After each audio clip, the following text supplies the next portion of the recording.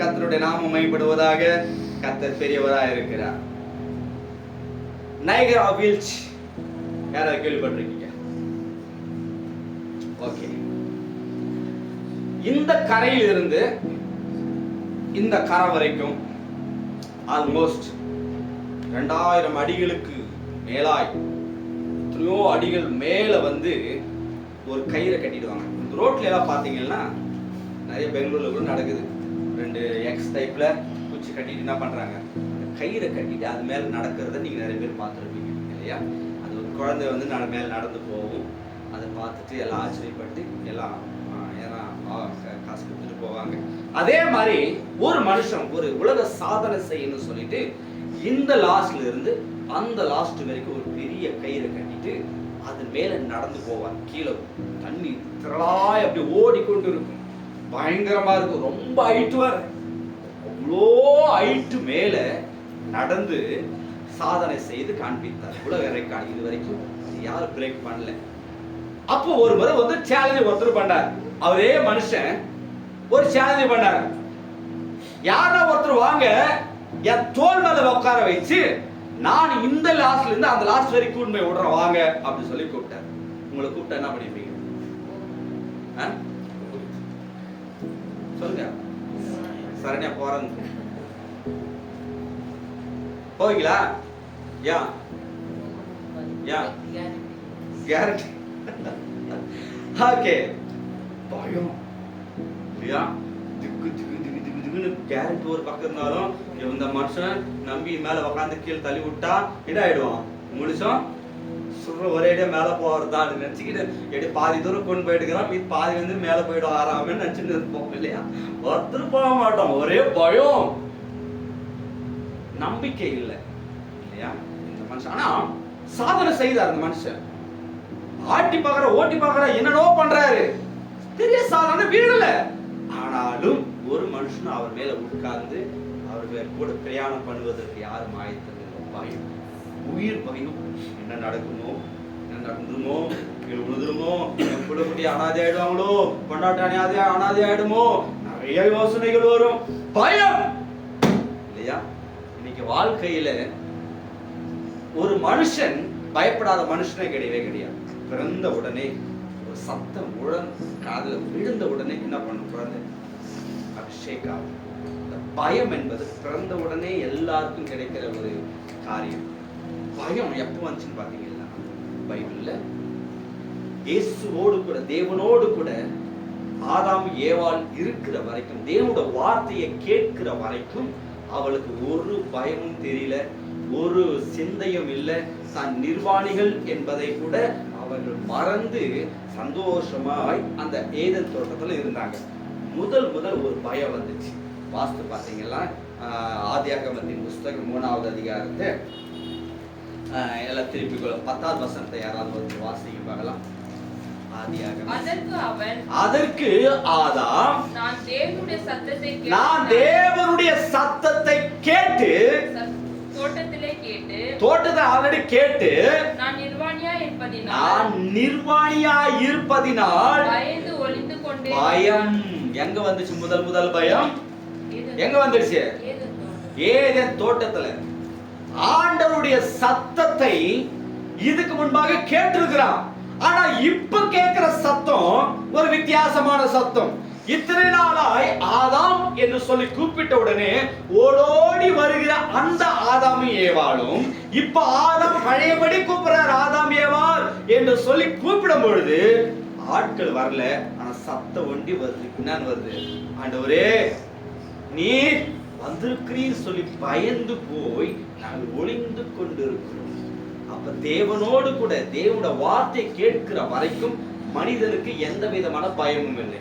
இப்ப வாசிச்சோம் இல்ல நீதிபதியின் புஸ்தகத்துல, ஆண்டவருடைய வார்த்தையை யார் கேட்கிறானோ அவனுக்கு பிரச்சனைகளும் போராட்டங்களும் வரும் பொழுது ஒரு நாளும் அவன் பயப்பட மாட்டான்.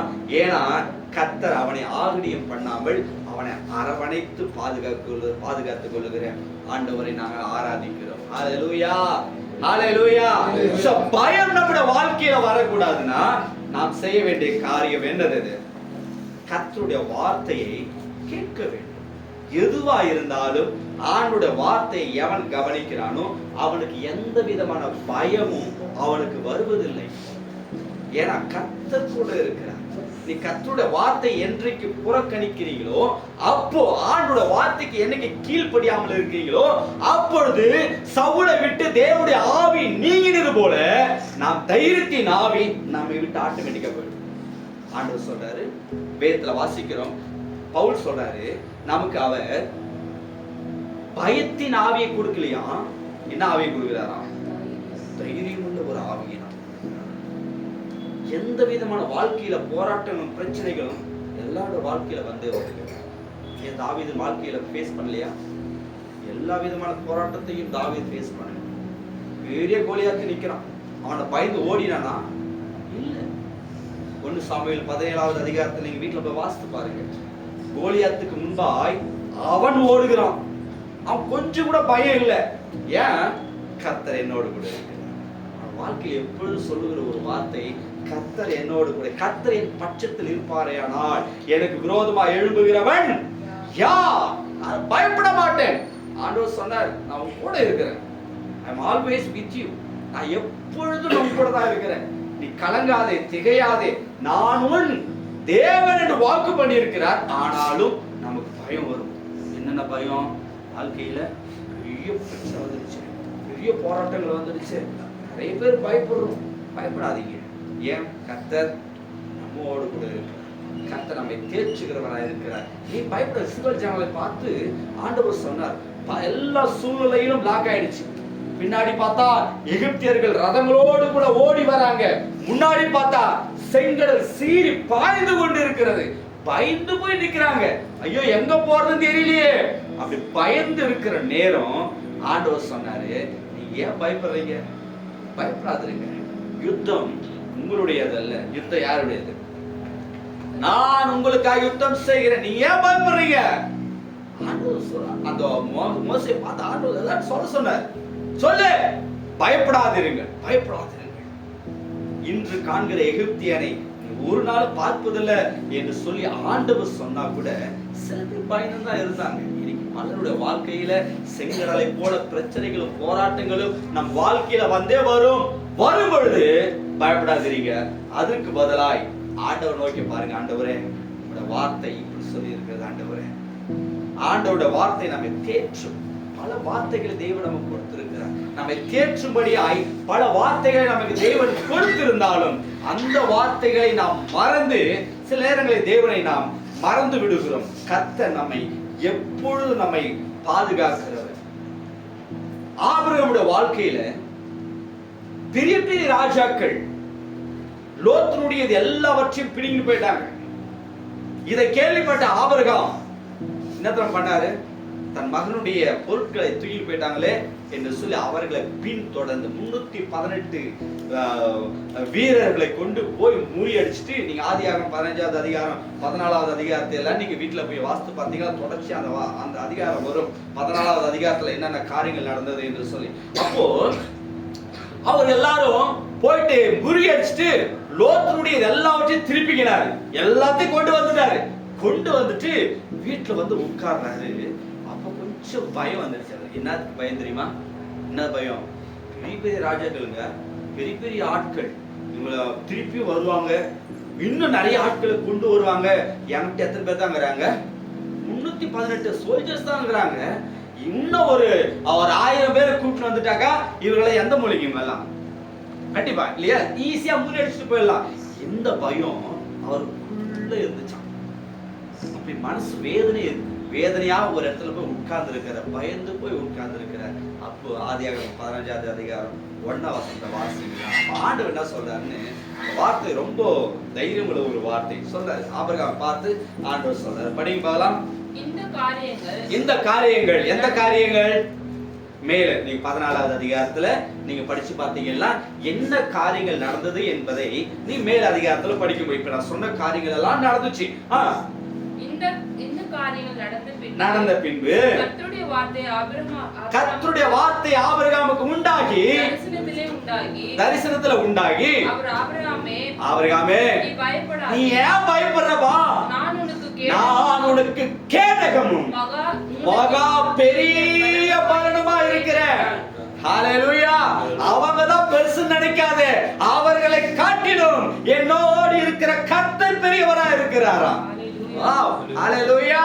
உன் பிரச்சனையை காட்டிலும் என் தேவன் பெரியவர். எல்லாம் அமைதியா இருக்கீங்க. ஆமென். சொல்லுங்க, பிரச்சனை பார்த்து ஏன் எந்த மூலைக்கு தாவீது சொல்றாரு, இந்த பெரிய கோலியாத்து எந்த மூலைக்கு நான் ஒருவர் கரடியும் சிங்கத்தையும் நான் கொன்றேன், அவைகளில் இவன் அதே மாதிரி தான் ஒருத்தன். வித்தியாசம் பார்க்கலீங்க. நம்ம பிரச்சனையும் போராட்டம் வரும்பொழுது அப்படிதான் பார்க்கணும். எனக்கு பயந்து ஐயோ நடந்துச்சு, ஐயோ என் பிள்ளைக்கு நான் நடக்க போதே, ஐயோ என் வாழ்க்கையில் என்ன நடக்க போதே நீ நினைச்சேனா அதன்படி நடக்கும். யோபு சொல்றாரு, நான் பயந்த காரியம் எனக்கு நேரிட்டது. அப்போ நீ எதை குறிச்சு நீங்க பயப்படுறீங்களோ கண்டிப்பா அது நடக்கும். பைபிள் சொல்லுது. அப்ப ஆண்டவர் என்ன சொல்றாரு, அதுக்காக தான் உங்களை பார்த்து ஆண்டவர் சொல்றது ஒரு காரியம், பயப்படாதீங்க. ஆல்ரெடி உங்களுக்கு சொல்லியிருக்கிற எத்தனை முறை எழுதப்பட்டிருக்கிறதா, 300 நாட்கள் உண்டு வருஷத்துல 366. ஆனா பைபிள்ல ஒரு வார்த்தை எக்ஸ்ட்ராவே சொல்லணும். ஜூபிலி 2 வார்த்தைகள், ஜூபிலி வருஷமா சேர்த்து 2 வார்த்தைகள் அதிகமா சொல்லப்பட்டிருக்கு. ஒவ்வொரு நாளும் ஆண்டவர் நம்ம என்ன பண்றாராம், பயப்படாதீங்க. இந்த நாளைக்கு ஐயோ ஹாஸ்பிட்டலுக்கு அங்க பாட கொடுக்கணுமே, ஐயோ ஹாஸ்பிட்டலுக்கு போடணுமே, அங்க போட ஆர்டர். சில பேர் பார்த்தாக்கா டெஸ்ட் பண்ணும்போது தான் பிபி சுகர் சத்தம் ஏறிடும். ஏன் பயத்துல நிறைய பேர் டெஸ்ட் பண்றதுக்கு பயந்தாங்க. நம்ம கேம்ப் வைக்கும் போது ஏன் அது சாதாரணமா எடுக்கும்போது ஒண்ணும் தெரியாது, ஆனா டெஸ்ட் எடுக்கிறாங்க அப்படின்னும் போது டக்குன்னு என்ன ஆயிடும். எனக்கு கூட அப்படி ஆயிருக்கும். பயம், என்ன ரிசல்ட் சொல்ல போறாங்களோ, ஹைட் ஆயிட்டுக்குதா கம்மி ஆயிட்டுக்குதா, இந்த பயத்துல என்ன பண்ண முடியாது, சொல்றது முன்னேறு இல்லையா. இன்னைக்கு பயம் நம்ம வாழ்க்கையை ஆட்டி படைக்கிறது. நீ எதை குறிச்சு பயப்படுறீங்களோ கண்டிப்பா பிபி சுகர் ஏறுனா கண்டிப்பா ஏறிடும். ஹார்ட் அட்டாக் வருனாக்கா இன்னைக்கு நிறைய பேர் சயின்டிஸ்ட் என்ன சொல்றாங்க, இன்னைக்கு நிறைய பேருக்கு ஹார்ட் அட்டாக் வர்றதுக்கு காரணம் மெயின் ரீசன் பயம். தெரியுமா? யார் பயப்படுறாங்களோ அவங்களுக்கு தான் சீக்கிரம் போயிடுவாங்க. பயப்படாதீங்க. என்னதான் பக்கத்துல என்னதான் நடந்தா கூட நீங்க தைரியமா இருக்க கற்றுக்கொள்ள வேண்டும். ஹalleluya, ஹalleluya. அலெக்சாண்டர் ஒரு முறை படுத்து இருக்கும்போது பெரிய பாம் டமான்னு வெடிச்சிச்சான். உடனே அவர் கேட்டாராம், அதுனா பட்டாசு யாரும் வெடிச்சுக்கிறாங்க அப்படின்னாராம். பாம்பை பார்த்து என்ன சொல்றாராம், நம்மள என்ன பண்ணிருக்கோம், வீட்டுல ஒண்ணு இல்ல அந்த சுவிட்ச்ல லைட் இருந்து வெளியே ஓடி போறோம். கற்பாம்பூச்சி பார்த்து பயப்படுற ஆட்களும் நம்ம நிறைய பேர் உண்டு, பள்ளியை பார்த்து பயப்படுற ஆட்கள் நிறைய பேர் உண்டு இல்லையா. ஐயோ ஐயோ இல்லையா, பயம். ஆனா அந்த அலெக்சாண்டர் சாதாரணமா சொன்னாராம். என்ன சொன்னாரு, யார் பட்டாசு அடிக்கிறாங்க சாதாரண அந்த தைரியம், உலக மனுஷனுக்கு அந்த தைரியம் இருக்குமேனால் வானத்தையும் பூமியும் உண்டாக்கின கர்த்தர் நம்மோடு கூட இருக்கிறார். என்ன பிரச்சனை போராட்டம் வந்தாலும் தைரியமா இருக்க கற்றுக்கொள்கிறவன் தான் உண்மையான கிறிஸ்தவன். பயப்படுறவன் வந்து தேவனுடைய ராஜ்யத்தை சுதந்தரிப்பது இல்லை என்று சொல்லி வேதத்துல வாசிக்கிறோம். அவர் தேவனுடைய ராஜ்யத்துக்கு தகுதி இல்லாதவர்கள். யாரு? பயந்தவர்கள். பயம் நம்மை மேற்கொள்ளாதபடி பயத்துக்கு பயத்தை நாம் கொடுக்கிறவர்களாய் காணப்பட வேண்டும். கிறிஸ்துவனுடைய வாழ்க்கையில பெரிய நம்பிக்கை. பைபிளை வாசிக்கிறோம், நீதிமான் மரணத்தை பார்த்து கூட பயப்பட மாட்டான். பவுல் வாசிக்கிறோம், பவுல் அழகாய் சொல்றாரு, அவர் சாக போற என்பதை அறிந்திருந்தும் அவர் என்ன நம்ம சொல்றாரு, நல்ல போராட்டத்தை போராடினேன், ஓட்டத்தை முடித்தேன், விசுவாசத்தை நான் காத்துக்கொண்டேன், ஜீவக்கிரீடம் எனக்காக நான் போடப்பட்டிருக்கேன். அந்த தைரியம் நம்ம மருத்துவமானால் சில பேர் சில நானும் யோசிப்பது உண்டு, செத்து போயிட்டுனாக்கா என் ஆவி எங்க போயிருக்கும், என்ன பண்ணிருக்கோம், இந்த உலகத்தை எல்லாம் மறந்துடுவேன்னா அந்த யோசனைகள் எல்லாரும் வந்தே வரும் இல்லையா. கண்டிப்பா போவது நிச்சயம். நீங்க நினைச்சாலும் நினைக்காவிட்டாலும் கண்டிப்பா அந்த வழியா போய் தான் ஆகணும், வேற வழி கிடையாது. ஆனா இப்போ அது யோசிக்கும் போது எப்படி இருக்குது மனசெல்லாம். ஆனா உடனே யோசிங்க, மரித்த பிறகு நான் கர்த்தரோடு கூட வாழ்கிறேன். நம்பிக்கை வந்து ரொம்ப அப்படி நம்புறவன் மரணத்தை குறிச்சு கூட பயப்பட மாட்டான். அல்லேலூயா. சங்கீதக்காரன் சொல்றாரு, அவர் மரண பயத்திலிருந்து நம்மை விடுவிக்கும்படியாய் அவருடைய கண்கள் நம்ம மேல வைக்கப்பட்டிருக்கிறது. மரண பயம் யாருக்கு வருகிறதோ அவர்கள் தேவனுடைய பிள்ளைகளாய் இல்லை என்றார். கர்த்தர் மேல் நம்பிக்கை இருக்குமே ஆனால் கண்டிப்பா எந்த விதமான பயங்களும் நம்ம வாழ்க்கையில நமக்கு வருவதில்லை. வேதத்துல வாசிக்கிறோம், நீதிமொழிகளின் புஸ்தகம் 10வது அதிகாரம் 24ஆம் வசனத்தை வாசிக்கும் பொழுது, துன்மார்க்கனுக்கு பயப்படும் காரியம் வரும். அப்ப துன்மார்க்கன் அத உலகத்தான் என்ன பயப்படுறானோ அது கண்டிப்பா அவன் வாழ்க்கையில நடக்கும். அப்ப நீதிமான் என்ன நினைக்கிறானோ கண்டிப்பா அவனுக்கு ஆசீர்வாதமாய் ஹalleluya ஹalleluya. சோ துன்மார்க்கனை போல, அப்ப துன்மார்க்கன் தான் பயப்படுவானே தவிர துன்மார்க்கனாய் வாழாதவன், தேவனுடைய பிள்ளையாய் வாழ்கிறவன் ஒரு நாள் எதை குறித்து பயப்பட மாட்டான். ஏன் தெரியுமா? பைபிள் வாசிக்கிறோம், சங்கீதக்காரன் சொல்றா, நான் மரண இருளின் பல்ல தாக்குல நடந்தா கூட நான் மாட்ட மாட்டேன், நான் எதை குறிச்சு பயப்பட மாட்டேன், பொல்லாப்பு கூட பயப்பட மாட்டேன். ஏன்? கர்த்தர் என்னோடு கூட இருக்கிறார். கர்த்தர் யாரோடு கூட இருக்கிறாரோ, யாரோடு கூட இருக்கிறாரோ அவன் ஒரு நாளும் எதை குறித்து என்ன பண்ண மாட்டான், பயப்பட மாட்டான். பைபிள்ல நீதிமொழிகளின் புஸ்தகம் 14வது அதிகாரம் 26ஆம் வசனத்தை வாசிக்கும் பொழுது, பயப்படுகிறவனுக்கு, கர்த்தருக்கு பயப்படுகிறவனுக்கு என்ன உண்டா? திட நம்பிக்கை உண்டு. அவன் எதை குறிச்சும் கவலைப்பட மாட்டான். மனுஷனுக்கு பயப்படுறவனுக்கு கண்ணிய வருவிக்கும், அவனுக்கு வந்து டேஞ்சர். ஆனா கர்த்தருக்கு பயப்படுகிறவனுக்கு என்ன உண்டு தெரியுமா? ஒரு பெரிய நம்பிக்கை அவனுக்குள்ள உண்டாகும். கர்த்தர் என் கூட இருக்கிறாருங்க, கர்த்தர் பார்த்து கொள்வாருங்க, நான் ஏன் பயப்படணும்? என் பிள்ளைகளை குறித்து நான் ஏன் பயப்படணும்? என்னுடைய எதிர்காலத்தை குறித்து ஏன் பயப்படணும்? கர்த்தர் எல்லாவற்றையும் பார்த்து கொள்வார் என்கிற ஒரு தைரியம் அவனுக்குள்ள வரும். ஆமென் ஹalleluya. தைரியம் இருக்கா? மனசுல கை வச்சு பேசுங்க, யோசிக்கலாமே, எனக்கு அந்த தைரியங்கள் இருக்கிறதா? எதை குறிச்சு நான் நிறைய பேர் பயப்படுறோம். ஐயோ என்ன நடக்க போகிறதோ, என்ன நடக்குமோ, என்ன ஆகுமோ? ஒன்னும் ஆகாது. ஒரு எதிரி முன்பாக நின்னானாக்கா, தமிழ்ல ஒரு பழமொழி உண்டு, தண்ணி வெள்ளம் போல தலைக்கு மேல வந்துட்டா என்ன பண்ணணும்? அப்படியே தண்ணியில அடிச்சுட்டு போக கூடாது. என்ன பண்ணணும்? எதிர்நீச்சல் போட கற்றுக்கொள்ளணும். அவனா தைரியம் இல்லை. எதிர்நீச்சல் எவன் போடுறானோ அவன் தான் உண்மையான தைரியசாலினா. பயந்து போய் ஐயோ ஐயோ போச்சா, தண்ணி வந்துடுச்சா, அடிச்சுட்டு போக வேண்டியதுதான். இன்னைக்கு கிறிஸ்து வாழ்க்கையில பிரச்சனைகள் போராட்டமும் இல்லாத மனிதன் கிடையவே கிடையாது. ஆண்டவராகிய தேவன் சொன்னார், இந்த உலகத்தில் உங்களுக்கு உபத்திரவம் உண்டு, ஆனாலும் திடன் கொள்ளுங்கள், நான் உலகத்தை ஜெயிச்சிட்டேன்.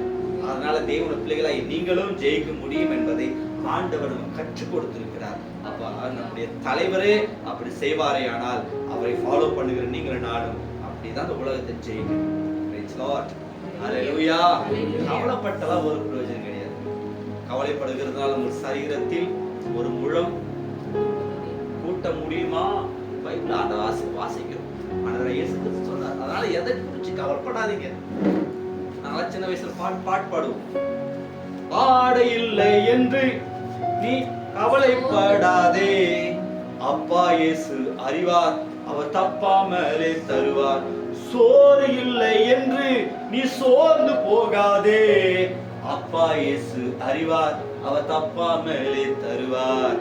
சின்ன தம்பி தங்கை நீ இயேசுவண்டை வாராய், உன்னை மென்னையும் என்றும் கைவிடவே மாட்டார். சின்ன குழந்தைகளுக்கு கற்றுக்கொள்ள இன்னைக்கு வரைக்கும் மனசுல உட்கார்ந்து என்ன இருக்குதோ இல்லையோ, எது நடந்தாலும் நடக்கட்டும், கர்த்தர் என் கூட இருக்கு, தைரியம் நமக்குள்ள வரும். ஹalleluya ஹalleluya ஹalleluya. நாம் ரோமர் 8வது அதிகாரம் 15ஆம் வசனத்தை வாசிக்குவோம். அந்த ஒரு வசனத்தை வாசிக்க பார்க்கலாம். ரோமர் 8:15.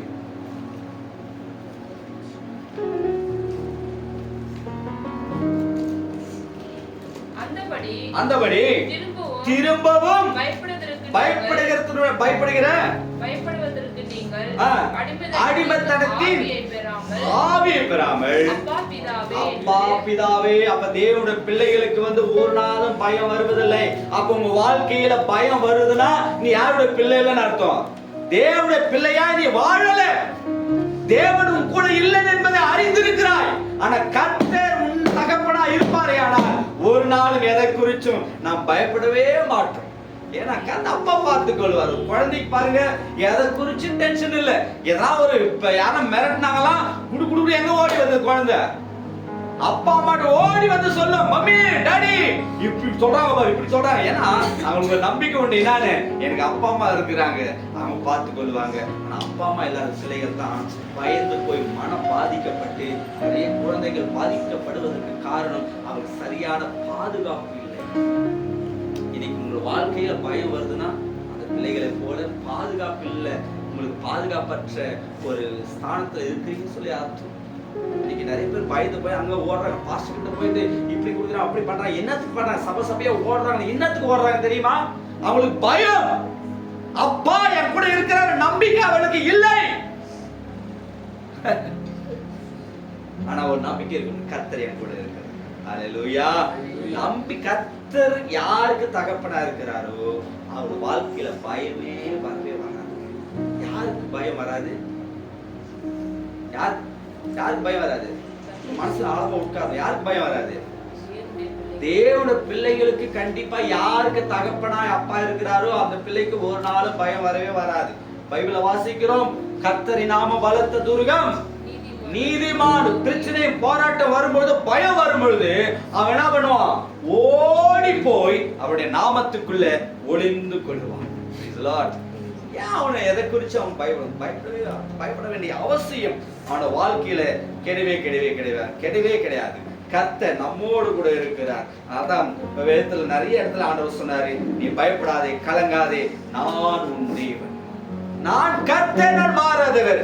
ஆகையால் இஸ்ரவேல் புத்திரராகிய நீங்கள் நிர்மூலமாவது இல்லை. உங்களை நிர்மூலம் பண்ணுவதற்கு ஒண்ணுமே கிடையாது இந்த உலகத்துல. ஏன்? கர்த்தர் யாரா இருக்காரு? நமக்கு பெரிய பெலனான கோட்டையாய் நம்மோடு இருக்கிறார். ஆமென். ஹல்லேலூயா. நிறைய பேர் பிரச்சனையும் போராட்டம் மனுஷனையும் பார்த்து ரொம்ப பயப்படுவோம் இல்லையா? பைபிள் ஆண்டவர் இயேசு சொன்னார், உன் சரீரத்தை அழிக்க வல்லவனாய் இருக்கிற மனிதனுக்கு என்ன பண்ணக்கூடாதான்? பயப்படாதுங்க. ஆனா சரீரத்தையும் சரீரத்தோடு கூடிய ஒரு ஆத்துமாவையும் அழிக்க வல்லவராய் இருக்கிற ஆண்டவருக்கு என்ன பண்ணணும்? இன்னைக்கு நம்ம மனுஷனை பார்த்து தான் பயப்படுவோம். ஐயோ என்ன சொல்லுவோம், என்ன பண்ணுவோம், என்ன நடக்குமோ போட்டோம். சாத்ராக் மேஷாக் ஆபேத்நேகோ கொண்டு போய் எங்க போட்டாங்க? நெருப்புல போட்டாங்க. ஆனா எடுத்துட்டு போன செத்து போனானே தவிர இவனுக்கு ஒண்ணுமே ஆகல. அவன் சொல்லிட்டான், ஓபனா அவனை நெருப்புல போட போறோமா, 7 மடங்கு தாசி பண்ணி இருக்கிறாங்க. அவ்வளவு தகன்னு எரியுது. ராஜா என்ன சொல்றாரு? சொன்ன வார்த்தைக்கு அவங்க என்ன பண்ணாங்க? அவன் சொல்லிட்டாங்க, நீ என்னை கொன்று போட்டாலும் நான் அவர் மேல நம்பிக்கை, நீ போட போறது தெரியும், ஆனா கர்த்தர் என் கூட இருக்கிறாரு, அவர் என்னை என்ன பண்ண மாட்டாரு, கைவிட மாட்டான்னு என்ற ஒரு நம்பிக்கையோடு கூட இருந்தாங்க. அவங்களும் என்ன பண்ணாங்க? பாடிகார்டை கூட்டு உள்ள தூக்கி போடுங்கடா, அவனும் பெரிய ஆளு மாதிரி ராஜா சொல்லிட்டாருன்னு சொல்லி ஒவ்வொருத்தரையா தூக்கி உள்ள போட போறாங்க. உள்ள போனவங்க ஒன்னாவல, தூக்கிட்டு போனவங்க அங்கேயே கருகி மரித்து போனார்கள் என்று சொல்லி தானியேல் புத்தகத்துல வாசிக்கிறோம். Praise the Lord. Hallelujah. வாழ்க்கையில வருங்க பிரச்சனை, ஆனா பிரச்சனை தான் ஓடி போக தவிர உங்க வாழ்க்கையில ஒண்ணு நடக்காது. இன்னைக்கு நிறைய பேர் அப்படிதான், என்னதான் நடக்கட்டும், மண்ணில் இருக்க கற்றுக்கொள்ள. Hallelujah. Hallelujah. So கர்த்தர் நம்மை எப்பொழுதும் தைரியம் உள்ளவர்களாய் தேவன் வைக்க அவர் வல்லவராய் இருக்கிறார். பயம் யாருக்கு அன்பு இல்லையோ அவருக்கு பயம் வரும் என்று சொல்லி வேதத்துல வாசிக்கிறோம். நீங்க 1 யோவான் புத்தகம் 1வது அதிகாரம் 18வது வசனத்தை வாசிக்கும் பொழுது வசனத்தை வாசிக்க பயம், அதாவது அன்பே நமக்கு பயத்தை புறம்பே தள்ளும் என்று சொல்லி அங்க நம்ம வாசிக்க முடியும். யாரோட வாழ்க்கையில அன்பு இல்லையோ அவரோட வாழ்க்கையில கண்டிப்பா பயம் உண்டாகும். பயம் இருக்கும். ஐயோ என்ன நடக்கும், பயப்படாதீங்க.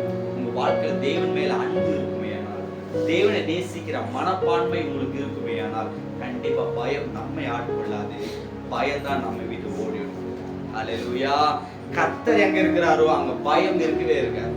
அப்ப ஆண்டவரை நேசிக்கிற மனப்பான்மையோடு கூட அன்பு என்கிற அந்த வார்த்தை நமக்குள்ள இருக்குமே ஆனால் கண்டிப்பா தேவன் நம்மை ஆசீர்வதிக்க அவர் வல்லவராய் இருக்கிறார். Praise the Lord. Hallelujah. Hallelujah. So பயம் நம்மை ஆட்கொள்ள கூடாது. கர்த்தர் நம்மை பாதுகாக்கிறவராய் இருக்கிறார். வேதத்துல வாசிக்கிற சங்கீதம் 34வது சங்கீதம், அவருக்கு பயந்தவர்களுக்கு என்ன இல்லையா? குறைவு இல்லை. அப்ப கர்த்தருக்கு பயப்படுவீர்களே ஆனால் மனிதனுக்கு அல்ல, உலகத்தில் உள்ள மனிதனை பார்த்து அல்ல, நீ கர்த்தருக்கு பயப்படுவாயானால் கர்த்தர் என்ன பண்றாராம், ஒரு குறைவில்லாமல் கர்த்தர் நம்மை காக்கிறவராயிருக்கிறார். Price Lord. வாழ்க்கையில குறைவுபடுதுனாக்கா அப்போ நம்ம எல்லாம் பயந்து போயிருக்கிறோம்.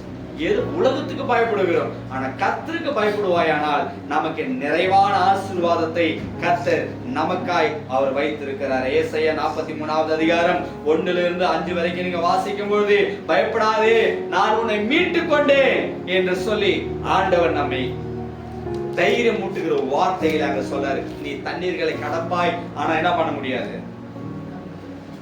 மூழ்கி போக மாட்டாய். நீ அக்கினியில நடப்பாய், நடக்க மாட்டாய். ஏன் நடக்க மாட்டாய் என்று சொல்லல, நீ அக்கினியில் நடப்பாய், ஆனாலும் அவைகள் உன்னை என்ன பண்றது இல்லையா, சேதப்படுத்துவது. கர்த்தர் நம்ம அப்படிதான் நடத்துகிறார். வாழ்க்கையில பிரச்சனைகளும் போராட்டங்களும் வராது நினைக்காதீங்க, கண்டிப்பா வரும். அவைகளின் மத்தியில தான் கர்த்தர் தன்னுடைய மகிமையை வெளிப்படுத்தும்படிதான் ஒவ்வொரு வாழ்க்கையில பிரச்சனைகள் வருகிறது. அதனால ஐயோ வந்துச்சு பிரச்சனை சொன்னீங்கன்னா பிரச்சனை உங்களை மேற்கொண்டு அப்படியே அழிச்சிடும், ஒண்ணுமில்லாமல் பண்ணிடும். ஆனா தைரியமாய் கர்த்தர் என் கூட இருக்கிறார் என்கிற ஒரு நம்பிக்கையோடு கூட நீங்க வாழ்வீர்களே, ஆனால் கண்டிப்பா பெரிய வெற்றியை நீங்க பார்க்க முடியும். ஒரு முறை ஒரு ராஜா ஒரு குதிரையை ஒன்று வாங்கினார். ஒரு புது குதிரையை வாங்கி அது ட்ரெயின் கொடுக்கணும், இல்லை ட்ரெயினர் கொடுக்கணும், ஏன்னா பழக்க வைக்கணும். பழக்கினதுனால மேலே ராஜா உட்கார முடியும், நல்லா ரெடி ஆக முடியும் புது குதிரைனால.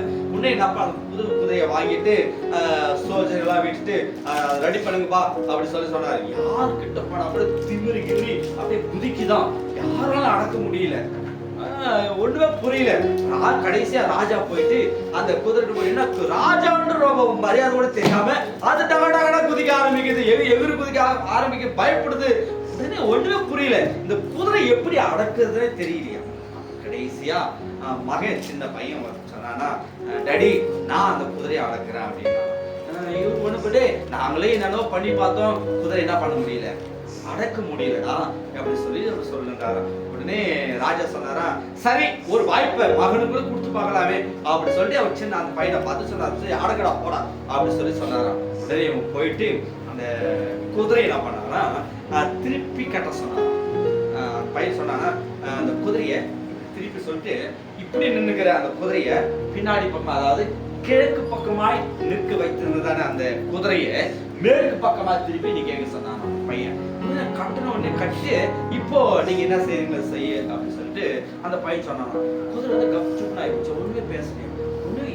இந்த ராஜாவுக்கும் புரியல, அந்த சோல்ஜருக்கு எல்லாருக்கும் புரியல. என்னடா நாங்க என்னென்னவோ மந்திரம் பண்ணி பார்த்தோம், என்னென்ன பண்ணி பார்த்தோம், குதிரை என்ன பண்ண முடியல, அடக்க முடியலையே அப்படின்னு நினைச்சுக்கின்னு இவன் சின்ன பையன் எப்படி ஈஸியா அடக்கிட்டானே அப்படி சொல்லி கேட்கும்போது அந்த பையன் சொன்னானா, ஒண்ணு இல்லை டாடி, குதிரை என்னைக்குமே தன் நிழலை பார்த்து பயப்படும்.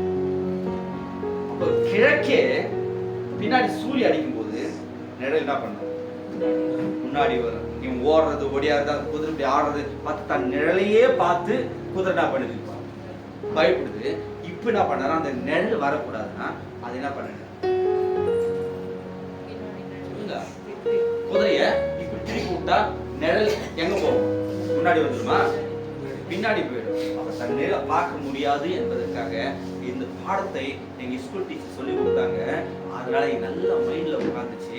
அதனால குதிரைய அதனாலதான் இப்படி திருப்பி விட்டுட்டேன் அப்படின்னு சொல்லி சின்ன பையன் சொன்னாங்க. எனக்கு நிறைய பேரு நிழலை பார்த்து கூட பயப்படும். ஐயோ வந்துடுச்சா, ஐயோ முடிஞ்சிடுச்சா, அது ஒண்ணும் பண்ணாது, அது ஒரு நிழல். வாழ்க்கையில பிரச்சனைகளும் போராட்டங்களும் வருவது ஒரு நிழல். அதை பார்த்து நீங்க பயந்தீங்கன்னா உங்களை விட கோமாளி இந்த உலகத்துல பிரச்சனையில இருந்து அந்த நிழலை பார்த்துட்டு திருப்புங்க, எல்லா பிரச்சனைகளுக்கும் வெற்றிகரமா மாற்றம் வர. ஹல்லேலூயா, ஹல்லேலூயா, ஹல்லேலூயா. உங்க வாழ்க்கையில கர்த்தர் கூட இருப்பாரேயானால் எந்த பயமும் கிடையாது. கர்த்தரை நீங்க நேசிப்பீங்கன்னா எந்த விதமான பயமும் வராது. கர்த்தருக்கு பயப்படுவதற்கு ஒரு குறைவும் இல்லை என்று சில வேதத்தில் வாசிக்கிறோம். அதனால கர்த்தருக்கு பயப்படுதலை ஒரு மேன்மையா நினைங்க. வாழ்க்கையில உங்க பிள்ளைகளுக்கு ஞானம் வேண்டுமையானால் பிள்ளைகளுக்கு கர்த்தருடைய பயத்தை சொல்லிக் கொடுங்க. பைபிள் அழகா சொல்லுகிறது, கர்த்தருக்கு பயப்படுதலை ஞானத்தின் ஆரம்பம் ஒரு மனிதனுக்கு பிள்ளைகளுக்கெல்லாம் கர்த்தருடைய பயத்தை சொல்லி கொடுங்க. ஒவ்வொரு முறையும் கர்த்தருக்கு பயப்பட வேண்டும், கர்த்தருடைய வார்த்தையை படிக்க வேண்டும். எந்த பிள்ளைக்கு ஒரு பெற்றோர் கர்த்தருடைய பயத்தை சொல்லி கொடுக்கிறார்களோ அந்த பிள்ளைகள் வளர்ந்து ஒரு பெரிய ஸ்தானத்தில் உட்காருவது நிச்சயம். ஹalleluya, ஹalleluya. கர்த்தருடைய பயம் நம்ம வாழ்க்கையில ரொம்ப ரொம்ப முக்கியம். சங்கீதம் 56 சங்கீதம் நாம் வாசிக்கிறோம். அழகா சொல்லப்படும், நான் பயப்படுகிற நாளில் கர்த்தரை என்ன பண்ணுவேன், நான் நம்புவேன். பயப்படும் போது கர்த்தரை நான் நம்ப வேண்டும். இன்னும் கீழே வசனத்தை வாசிக்கும் பொழுது, கர்த்தருக்கு நான் பயப்படுகிறதுனால மனுஷன் எனக்கு என்ன செய்ய முடியும்? அதனால நாம் கர்த்தருடைய வார்த்தையை நாம் உறுதியாய் கெட்டியாய் நாம் பிடித்துக் கொள்ளும் பொழுது கர்த்தர் நம்மை ஆசீர்வதிக்கிறவராக இருக்கிறார். பயம் இந்த மாசத்துல யாருக்கு வரணும்? சரியா? பயத்தை நீங்க தான் விடுவோம். என்ன நடக்குதோ நடக்கட்டுங்க, தைரியம். நான் அதிகமா கற்றுக்கொண்ட ஒரு பாடம், என்ன நடக்குதோ நடக்கட்டும். எங்க ஹாஸ்டல் காலேஜெல்லாம் பைபிள் காலேஜெல்லாம் படிக்கும்போது சொன்ன சில வார்த்தைகள் எல்லாம் இன்னும் என் மைண்ட் அப்படியே உட்கார்ந்து இருக்கிறது. என் வாழ்க்கையில பிரச்சனை போராட்டம் எடுக்குதான் தெரியும். நாங்களும் சோத்துக்கு வேலை இல்லாம, வீடு வாசல் இல்லாம அப்படியே தவிச்சுன்னு இருக்கிறோம். என் உள்ளத்துல இருக்குது. ஆனால் ஒரு நாள் காலேஜ்ல யாருக்குமே என்ன சொல்லுவாங்க, ஆறாம இருக்கிறாங்க, ஒரு கவலையும் ஒரு சிந்தையும் இல்லை. அந்த வார்த்தை இது வரைக்கும் சின்ன பிள்ளை பையன் மாதிரியே இருக்கிறான் அப்படின்னு நிறைய பேர் சொல்றதை என் காதால கேட்டுருக்கேன். ஆனா ஏன் அப்படி சொன்னா, கர்த்தர் கூட இருக்கு, கர்த்தர் எல்லாவற்றையும் பார்த்து அப்புறந்தே எனக்கு அந்த தைரியம். வாழ்க்கையில கர்த்தர் இது வரைக்கும் கொண்டு வந்திருக்கிறாருன்னா அந்த சிந்தையோடு வாழ்வதனால தான் இது வரைக்கும் கர்த்தரை நிலைநிறுத்திருக்கிறார். ஹalleluya, ஹalleluya. வாழ்க்கையில பிரச்சனைகள் போராட்டம் வரும்பொழுது என்ன பண்ணக்கூடாது, நீங்க பயப்படக்கூடாது. உங்க சிந்தையை அந்த பிரச்சனைக்கும் போராட்டத்துக்கு நேரா நோக்கி இருப்பதை காட்டிலும் அப்படியே சிந்தையை யார் மேல வைக்கணும்? அதை நீக்குகிற, அதை வெற்றி கொடுக்கிற, வெற்றி சிறக்க செய்கிற கர்த்தரை நோக்கி பாருங்க, எல்லா காரியங்களும் மாறும். Praise the Lord. Hallelujah.